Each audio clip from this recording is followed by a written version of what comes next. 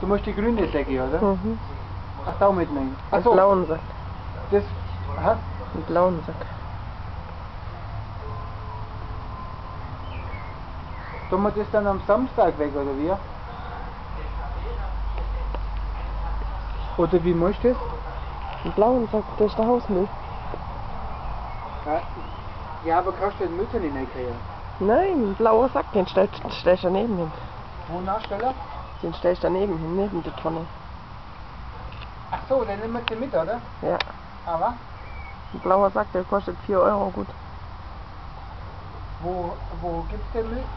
Bei der Gemeinde. Nächsten Ah. Dienstag ist Müllerpolo. Vorsicht, Schatz. Ja, habe ich nicht gesehen.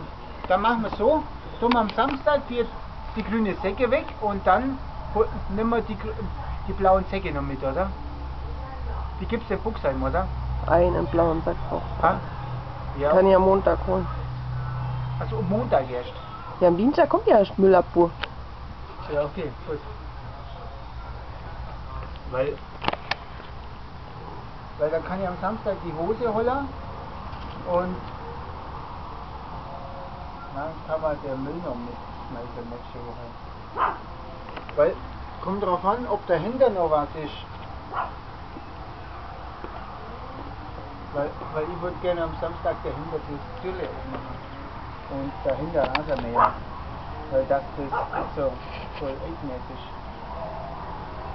Das wäre gut. Kann man das eigentlich immer machen. Dann müssen wir halt nur am Benzin holen, den Rasenmäher. Da ist schon, glaub noch was drin. Ja, ist schon noch was drin, aber kann ich das leer. Echt? Ja, da habe ich das letzte alles nicht, da wo ich nicht habe. Dann ist das jetzt leer. Ja, wie wird das? Da ist der Mittag.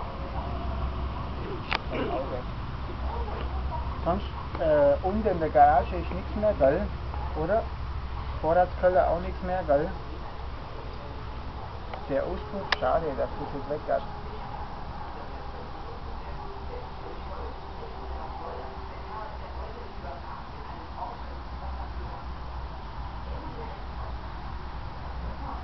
Das wäre schon gut, wenn die Kalge noch weg wäre. Runter vom Keller, weißt du? Jetzt ist der Keller ja leer, weil der hat ja alles mit.